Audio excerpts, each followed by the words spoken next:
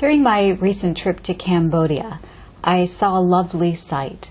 Monks were clad in orange robes walking the streets, being with the people, smiling, conversing. I love seeing the mixing of spirituality and everyday living. Later, as we toured a monastery, I learned that the monks' total sustenance came by way of receiving gifts from the people of the town. They were not allowed to grow food or buy any essentials, even toothbrushes or razors. Everything that they consumed had to be placed in their hands. Every day, they would go out at dawn with their alms bowls and silently walk the streets. The people would say to the monks, "Venerable Sir, is there anything you need?" The monks would then ask for what they need and open their bowls to receive. The monks had such an abundance from all of this receiving, yet they were not allowed to store things, so all the extra they would then give away. I was fascinated to learn that an important part of the monk's spiritual path was to practice the grace of receiving. You know, we think of a spiritual path in terms of giving, especially at Christmas time. But have we considered how important it is to learn the grace of receiving? Ask and ye shall receive is not a new concept, but have we made it part of our spiritual practice? Are we so much more comfortable with giving that we do that instead of really practicing being comfortable with receiving? And yet, how can you give what you have not received? So receiving must be an important part of the spiritual path. You know, if I wanted to give you apples, wouldn't I need to fill up my basket first? And I could only give to you the exact number of apples I have received. So Jesus, as I was thinking about this, is our living example. He received the truth of his Christ nature. He received the love of the Father. He received the power of this love to heal and to bless. And he gave abundantly.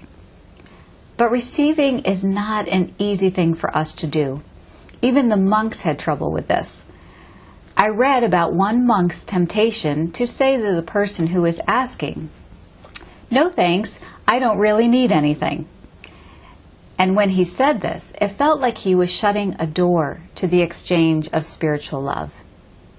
I know for myself that giving is easier. It feels good to give. But when I am being given to, when I am being asked to open my hands to receive, I feel myself constrict, pull in, almost as if I'm bowing my head and saying, "No thanks." That is until I visited Cambodia. One of my major lessons and shifts for me was to learn the grace of receiving.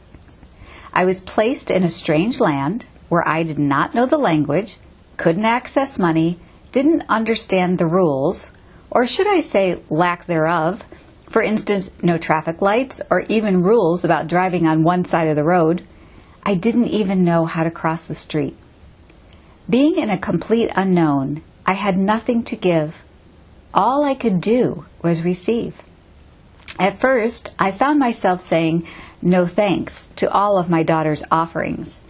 But I soon realized that if I kept doing that, I'd be left standing on the side of the road. So almost immediately, I surrendered to the experience of receiving. I let go of thoughts of unworthiness, of guilt, of having more than enough, of it being a sacrifice for the giver, and relaxed into the blessings of receiving.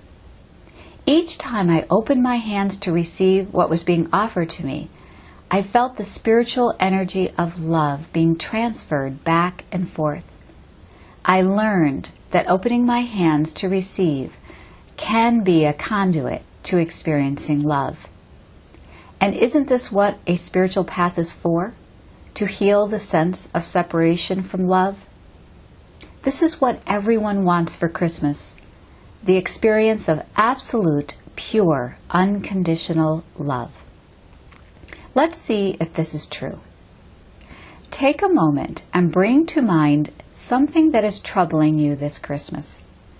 Is it a situation, an event, a loss, a struggle? Just hold this in your mind. And then I'd like you to ask yourself, if I felt loved for who I am, completely known, safe, embraced, connected, and if everyone felt this too, would this make me feel better? I think the answer is yes. But too often we are trying to get this love by other means, demanding something in the world give it to us, arranging the outside in a particular way so that we can feel love. Especially at Christmas, we place a lot of demands on people and circumstances to give us this feeling of love. I'm reminded of St. Augustine's prayer, "You were inside, but I was outside. You were with me, but I was not with you." You see, love is always loving us. But where are we? Are we where the gift is? I believe one of the major obstacles to being where the gift is and to receiving the gift of love is that we think we want something else for Christmas. The ego mind tells us that to go within is to lose what we want. But Jesus teaches us and proves to us that the more you are open to receive the internal gifts being offered to you, the more you will be blessed and the more you can give to others. This reminds me of a commercial that I saw once, or maybe you've seen this commercial.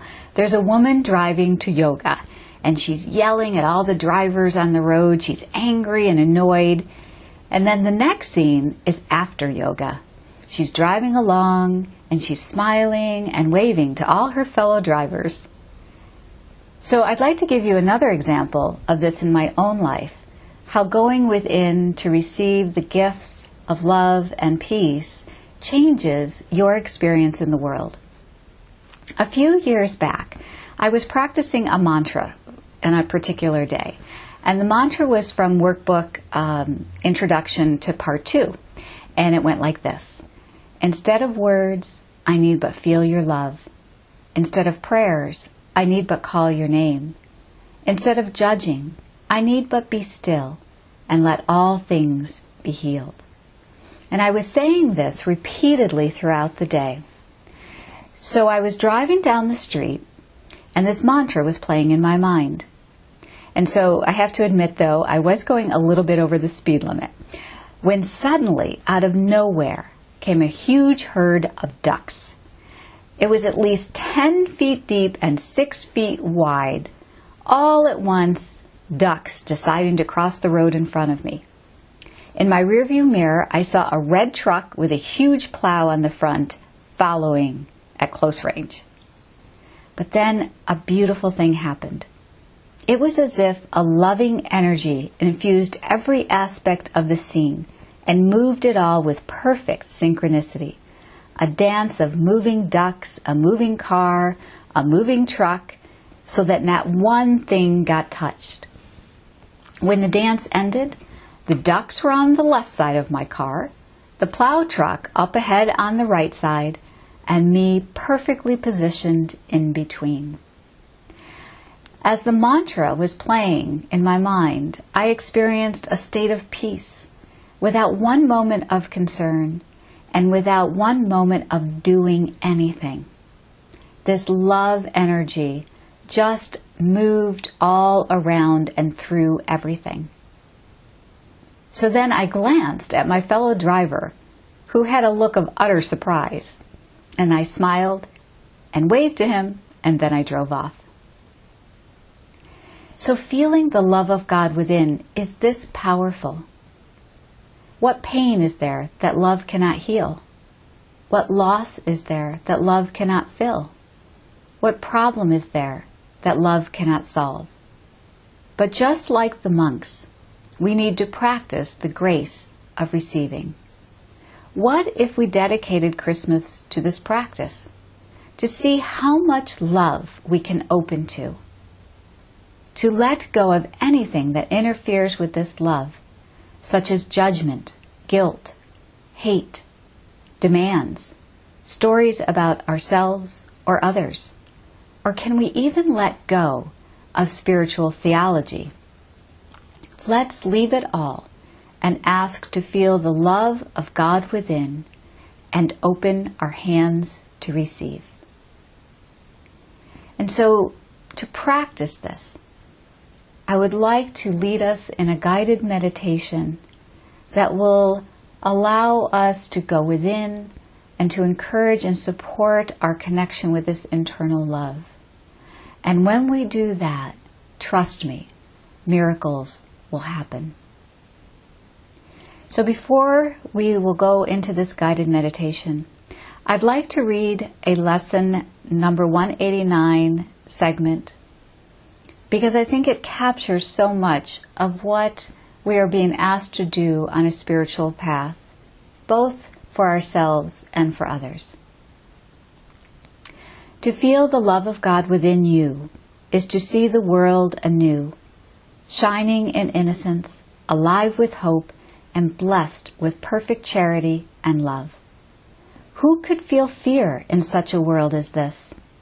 It welcomes you, rejoices that you came, and sings your praises as it keeps you safe from every form of danger and of pain. It offers you a warm and gentle home in which to stay a while. It blesses you throughout the day and watches through the night as silent guardian of your holy sleep. It sees salvation in you and protects the light in you in which it sees its own. It offers you its flowers and its snow in thankfulness for your benevolence. This is the world the love of God reveals. Would you see it? The choice is given you. But learn and do not let your mind forget this law of seeing. You will look upon that which you feel within. If you feel the love of God within you, you will look out on a world of mercy and of love. Ask and receive, for through every open door, His love shines outward from its home within and lightens up the world in innocence.